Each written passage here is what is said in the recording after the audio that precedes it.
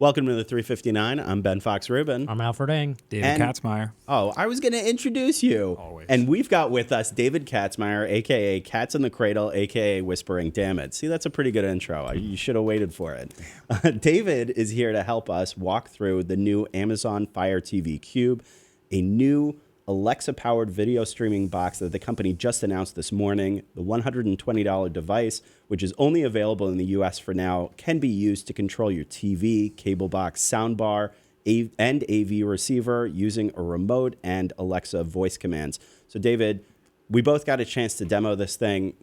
What are your immediate thoughts? What did you think? Like, big picture. Well, that's a lot. The simple thing is you can just say, Alexa, turn on my TV, and it happens. And that happened in our demo. Amazon's guys showed us that. That's pretty straightforward functionality. We'd actually be able to do that for about a year if you have an Echo and a Fire TV. This thing builds it into one little device, and that's kind of the hook, is you can get that kind of living room voice control without picking up the remote from one single thing. So, you know, it's a mash of a bunch of different things, but the coolest part is that it blasts out infrared signals to turn on your TV, to play around with your soundbar, volume up and down, that sort of thing, just with voice commands. So that's really sweet. So you've been able to do this for about a year with your other setup that you have. I've been really skeptical of this since the beginning. Like, how much of a change is it really to be able to turn on your TV with your voice? So at home, I use a Harmony remote, which is a really awesome universal remote that this thing doesn't really replace, because you still have to use like your remote to do stuff like set the DVR and things like that require a clicker.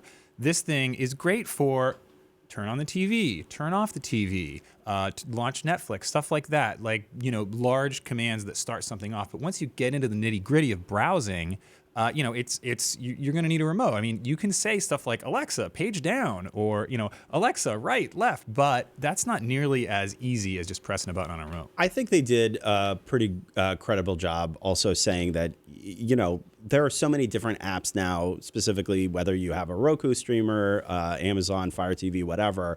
And to a certain extent, I kind of feel like using voice and doing it with the Fire TV Cube might actually be easier, just to jump to, I don't know, Rick and Morty on Hulu, and then go to, I don't know, something else on Netflix, whether it's, I don't know what's on Netflix. Right.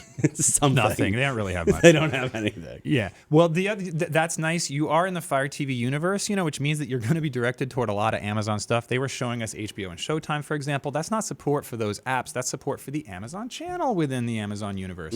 So, you know, and Netflix was not quite as supported as you'd expect. You know, they're a competitive service. So Prime Video, use a lot of that stuff is going to be a lot more useful, just like a regular Fire TV. I also wanted to get into, you mentioned Harmony already, but how do you think this will stack up against the competition, and where do you think it kind of fits into that? Well, first of all, it's a really unique device. There's nothing like this on the market right now. Harmony does a lot of this stuff, but it doesn't have integrated voice. You got to add, you know, Echo or whatever to get that to go. There's another device called Convo that's a lot more expensive. That's another universal remote. So Amazon's getting into a space here where there's not that much competition. I mean, Harmony kind of rules the roost in terms of device control. So I'm really excited to see Amazon provide some competition and, you know, kind of take these guys and make them more voice centric and maybe, you know, light a fire under them, because Harmony's been the same for a long time. Do you need like a specific type of television for this? Like, it needs to be like the latest like HD TV or something, or you could put it on something that's like 10, 15 years old? Yeah, so the joy of IR is that you can use other devices that you've had for a long time, and Amazon says they support for thousands of devices. They say 90% of the cable box. They say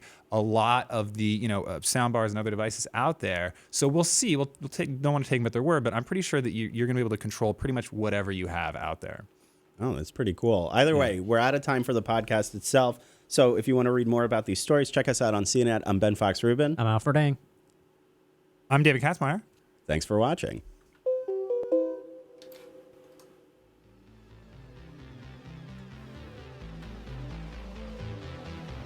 Thanks for listening.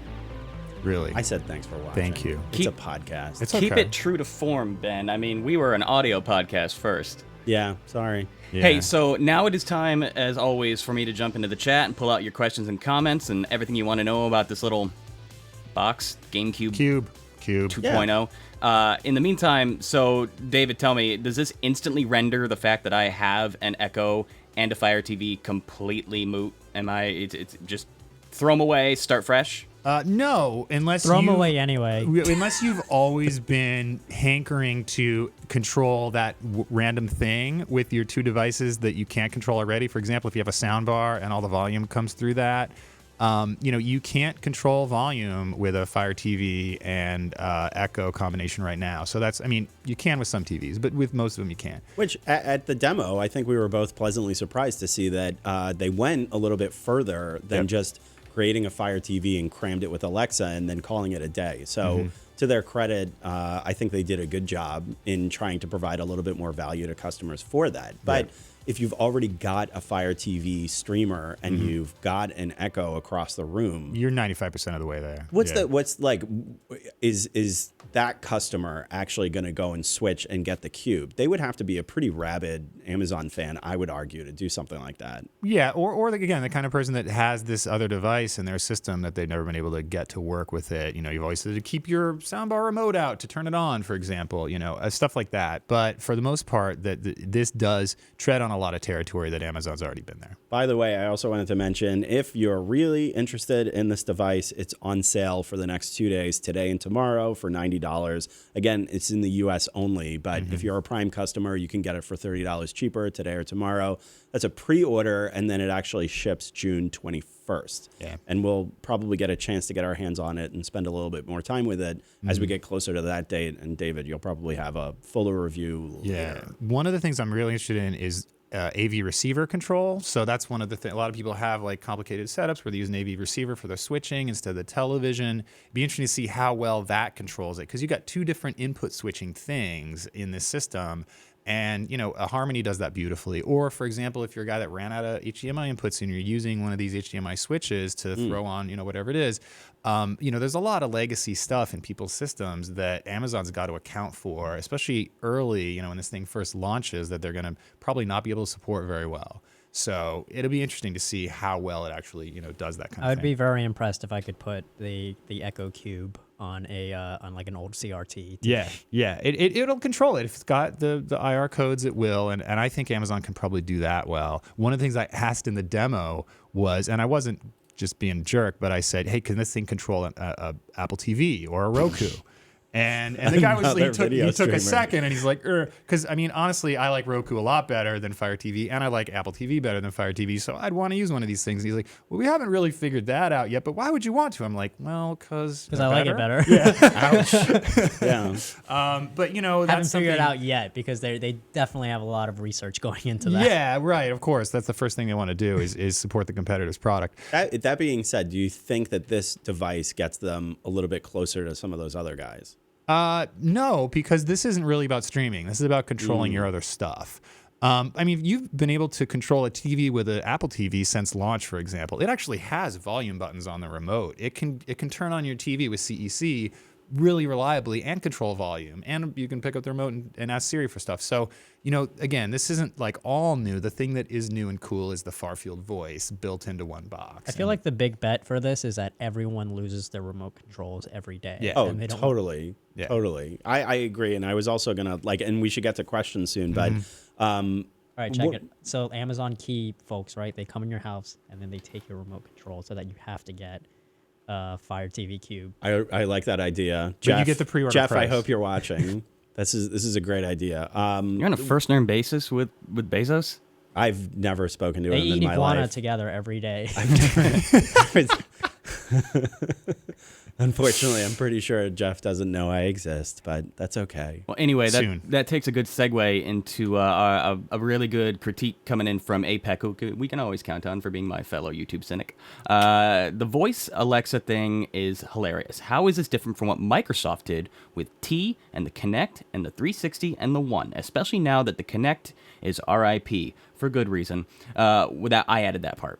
Will this survive in the long haul? He goes on to say, I once had TV, AV audio, and everything routed through the Xbox One with Kinect support for voice controls, and it was great, all along with the gestures and the whole 9 yards. So is this really new? I mean, I would make a big argument that the big difference is that like this is like how much cheaper than an Xbox with go. Kinect. Oh, yeah, that And like is a very tenth of good the point. size. Yeah. Yeah, and also like they have a whole like dedicated like viewing service for it, right? Yeah. Yeah. Well, so does Xbox. But I take your point. I mean, again, this is stuff that a lot of people have been trying to do for a long time. The infrared part of it is cool. It doesn't just rely on CEC. Ostensibly, you know, with all this Alexa integration, you can do different stuff with skills that you couldn't begin to do with something like an Xbox. I mean, that whole universe of extra stuff is already coming along with this device. Like they showed us that Jeopardy thing, for example. Which I kind of liked. What was I the was just Jeopardy like, thing? it was just basically it's the Jeopardy skill that shows up on your television, so you see the clues and you can kind of like play along it on seems your TV. like a fully interactive Jeopardy game. So if I asked it to play like music from Spotify, like it would show up on the TV Yes. as well. So that's a really with, cool with thing. lyrics, yeah, And much better sound than any Echo or Dot, you know, because you're listening to your sound bar or whatever it or is. through So your how much of television. the audio testing were you able to do? Because I know you mentioned it in your review of Yep. it, your first take, where it's like they adjusted the microphone so that even if you're blasting something on your TV, it'd still be able to hear you. Because I always have that problem with my Google Home, which is like right next to my TV as well. So we, you know, this was right next to the TV. It was a canned demo, you know, so who knows from Amazon. When this thing ships, we're definitely going to want to test that because you're right. My Echo is across the room, and I use it to control the TV with Harmony, and it works very well because it's far away from other speakers, and I can turn my head and kind of shout at it if I'm in the room with the music playing loud. But if it's right next to the TV, they're saying we use beamforming technology, and there's 8 microphones, and there's a bunch of new crap that we and they put in put here. the microphones up front, which is apparently supposed to help with that too. Genius. Yeah. But yeah, I take your point. I mean, it's not an easy thing. And for example, Sonos has been contending with this because their Sonos One speaker has, you know, microphones and it plays music loud. And, you know, it can, those two things can interfere with each other. So it takes some pretty good tech to be able to figure it out. In the demo, it worked. So Yep. to their credit, it didn't completely like he was playing the sound bar pretty loudly and it would pick up, but to balance that out, there would sometimes he would query Alexa and it would take like the second or the third query to actually get it to do what it's supposed to do. it wasn't perfect. Which is pretty typical when you're using these types So of when things. you use this, do you have to talk to this specific like Alexa for it to turn your TV on? Or like if I'm in my kitchen and I have an Echo there, can I say like turn on the TV and it'll like relay it to like the Cube? So usually the way these things work is that all Alexas in a system recognize each other. Yeah. You talk to them, you set them up as an Alexa home, and they're actually supposed to be able to recognize which one's closer and have that respond. So I haven't tested it yet. We didn't ask that question, but I'm almost positive that in a home situation with a secondary or tertiary device, you'll be able to do that kind of TV control as well. Another thing to remember is it does come with the Fire TV remote, which has voice built in. So if it can't hear you, or if you're in another room, you can pull out the remote and talk into it and get the same effect. So, you know, that's another way to use it that makes it a little bit more versatile. I'm with Alfred on this one, though. They should have gone for efficiency. I want that thing ready by the time I make my 6-foot journey from my kitchen to my living room.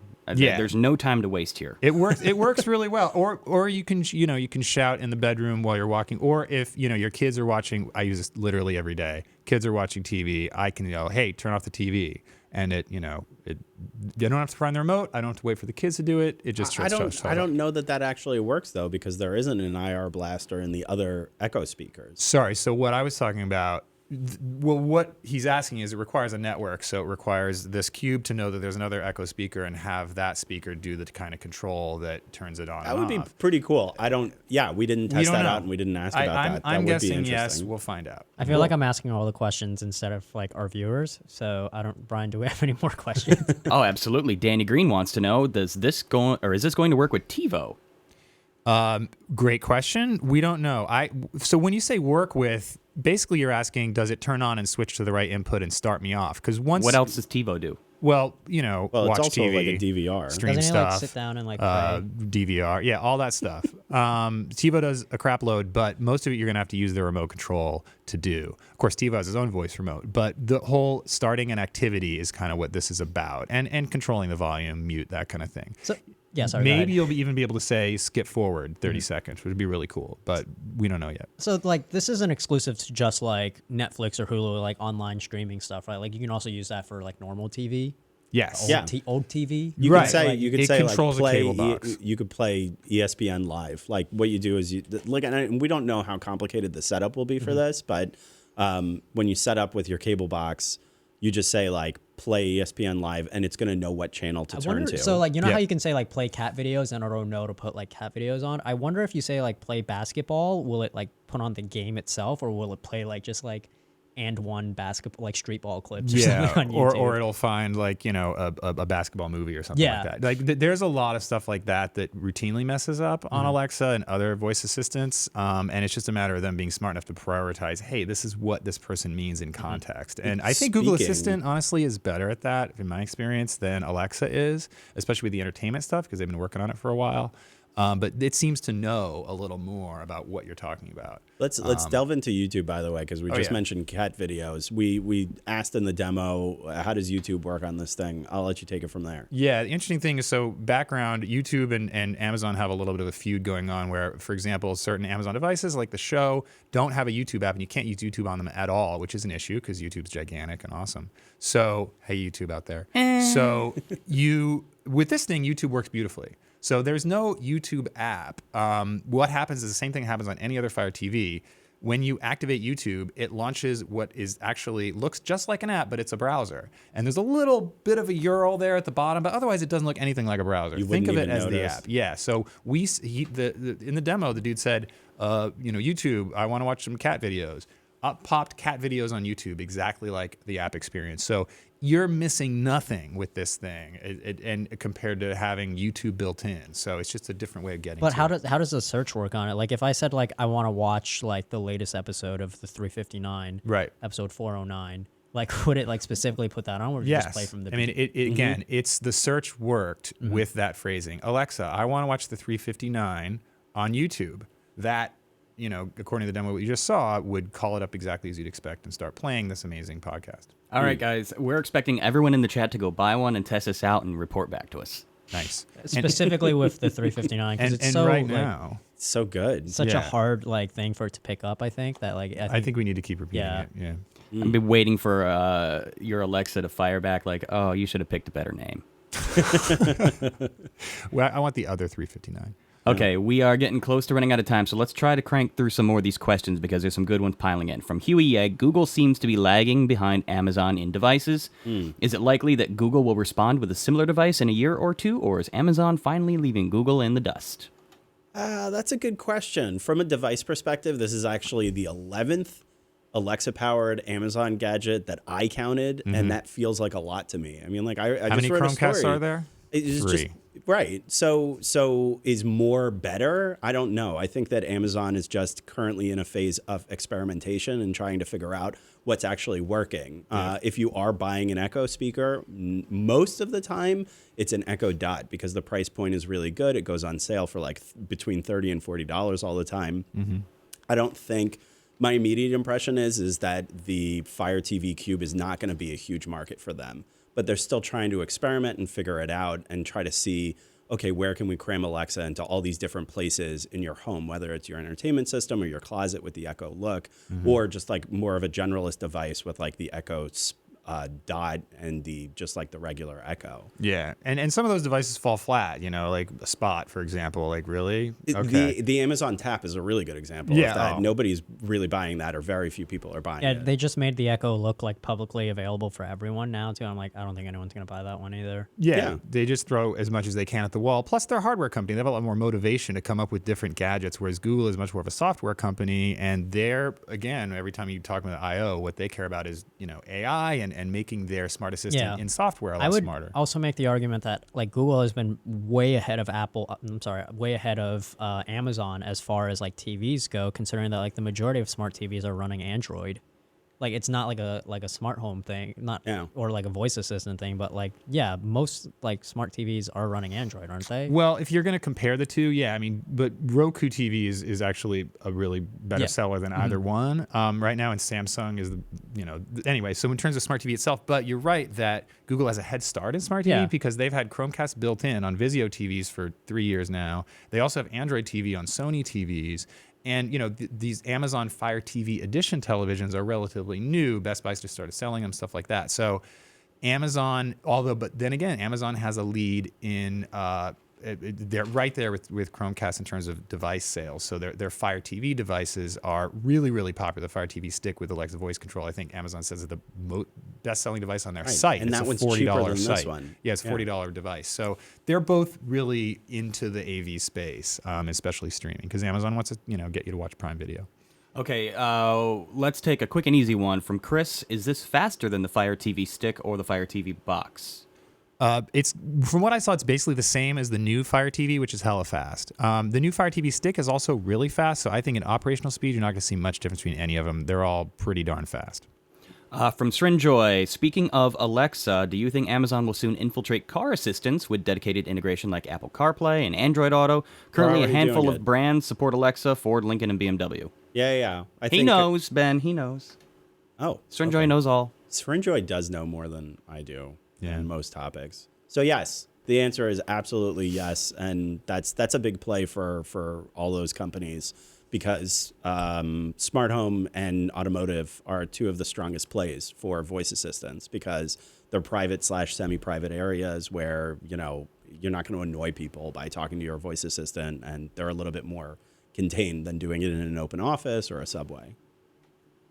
Let's take one more from Srinjoy. Do you think NVIDIA should focus more on TVs with more affordable variants of the Shield TV? That's the OG right there. Yeah, I'd like to see a cheaper Shield, something along the lines of a original Nexus player at $100 instead of $200. It's a great device with Assistant built in, but I think NVIDIA is going in a different direction, more gaming centric, more processor centric, like they showed at CES. They actually had a NVIDIA BFG monitor, and that thing is pretty crazy. It's just like a super tricked out gaming smart TV monitor thing. So it'd be interesting to see a cheaper Shield. I don't think there's much room there in the market for those cheaper streaming devices with Roku and everybody else playing there. The general takeaway in the chat right now is that Amazon just seems to be kind of flooding things, throwing everything at the wall, seeing what sticks, and maybe that could backfire them. Could we see any potential negative results of them just cranking Alexa into every device? Next one, the spoon, right? If I read right. The Alexa spoon? Yeah. Yes. If you're like a brand new customer to this kind of stuff, it's possible that you would just get overwhelmed and like move away and try to find something else to do. But okay, maybe you would consider Apple, but the HomePod is $350 and there's only one of them.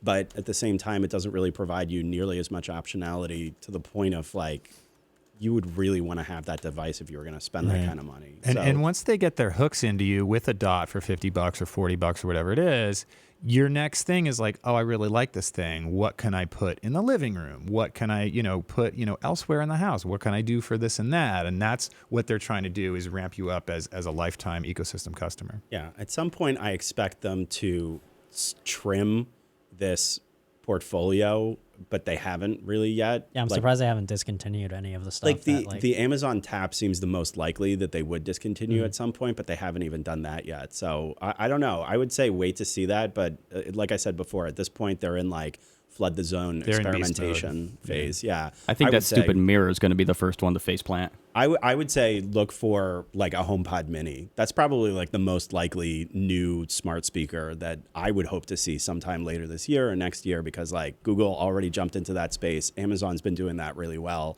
I don't know what a HomePod Mini price would be. It would probably be at least $100. It's actually if not more than expensive. Right. So. It's smaller though, and it's super thin. I would love to see that, even though Siri is like a much weaker voice assistant. But I think Apple will probably inevitably have to do that. But guessing the future is a fool's errand. Scott Myatt's still waiting for Alexa to appear in a smartwatch. Wants to know if anyone else is interested in that. Cluck says, when will Google Duplex be able to tell Alexa to turn on your TV? Oh, jeez. Oh. Terrifying. Hey, yeah, can you turn on the TV? For one, please. Sorry, we don't have that time. Yeah. How about 3? Just for a woman's haircut. Almost out of time. A couple more quickies. Let's talk about going around the horn from the other integrated smart home entertainment systems. Josh asks, why doesn't the Sonos Beam include a Fire TV? It's already got the Alexa on it. Probably because it's not really about video. I think that's one of those things where it's designed to be an audio-centric device first and foremost, and Sonos is really good with their audio ecosystem, and they don't want to really dip their toe in that area again, where it's very, very crowded already. Will you be able to run your own APKs or Kodi on the Fire TV Cube? I'm guessing yes. Amazon has a lot of traction with that kind of stuff with the Fire TV universe. The stick is super popular with preloaded, APKs in the shady realm of things. So I can't imagine they would turn any of that off for this device. And one more from Josh. Is this the first time that they've made something cheaper for Prime members? Oh, no. Absolutely I doubt that. not, no. Maybe Absolutely not. They make everything cheaper for Prime members. They're desperately hoping that you join Prime because it's another one of those elements where they get their hooks in you. They make shipping cheaper for Prime members. Do they? Are you kidding? Yeah. I didn't It's know a very that. I gotta unknown look into feature this about program. it. How quickly do they arrive? Like the I don't know. deliveries? I don't know. Oh, okay. Because 3 to 5 days would be pretty good. No, in my I'd be opinion. really psyched. If it was 2, I'd be joining tomorrow. That's not possible. No, There's seriously. no way. They would Nobody definitely does lose 2-day money by that. shipping. Either that No, or they can't do USPS that. would lose money in a Or- very or they unfair just be a- deal. Stop. No politics. They're not a monopoly.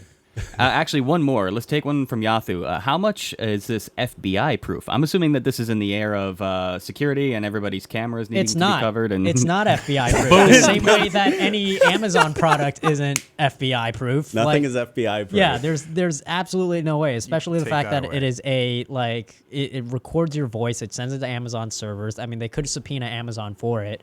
There's been that murder trial where Amazon just gave up that data to them. That wasn't the FBI. That was just the local police. Okay. The alleged guy Yeah. agreed to get the data released. Yeah. Just to throw that out Okay, there. but still, it was the local police who asked for it, right? Yeah, it's if you're concerned about this data getting into an Amazon server, don't buy this device. It's just if you're uncomfortable with it, it's not going to work for Don't you. get any voice assistant if you're worried about police or any law enforcement trying to listen in on you or get your And data don't use a recorded. phone either. Yeah. Maybe just go camping for a while. Don't watch YouTube. You might want to We're just gonna lose our entire audience. Okay, we are out of time. That's going to be it for us for the week, and we are unfortunately going to need to announce that Monday and Tuesday we're off once again. You can blame me. Well, we might do audio. so- If you're subscribed to blame the Ben audio for that. podcast on Google Play Music and the Amazon Echo and iTunes and et cetera, we'll tell you all about it. Yeah, that'll still be happening, but no live show Monday or Tuesday. Again, I'm sorry. Have to deal with some personal stuff. But yeah, we'll be back after that. We do want to tease something on our way out the door today, though. It's been a great week. It's been great to be back. Next week, our cohorts in San Francisco are hosting a Dads and Grads Buyer's Guide for dad. all of I'm a you. grad. And I'm a buyer. How We did appropriate it. is that? So for the win. So stick around, everybody, and we'll let Brian Cooley tell you all about it after we tail out the show. So, Ben, it's in your hands. Okay, all right. The 359 is available on iTunes, TuneIn, Stitcher, FeedBurner, Google Play Music, the Amazon Echo, and of course, CNET.com. CNET.com. Thanks for watching, everybody.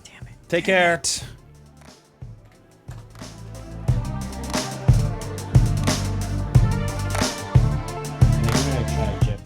Hey folks, Cooley here with breaking news. Dads don't want neckties, and grads don't want that lame tech you parents think is cool, like a neat digital camera. No. They want the cool stuff that's found on CNET. We know what the right stuff is, and gear makers go out of their way to offer deals on it here because they know you're here. And we've got Rick Broida, the cheapskate, backing it all up because he thinks wholesale's paying too much. Sound pretty good? Well, join me and Lexi Savitas for a new Dads and Grads Tech Deals show right here from Studio 6 in San Francisco. Lexi and I will have our favorite gear picks. Broida's got deals you won't find any other way, and we're giving away an iPhone 8.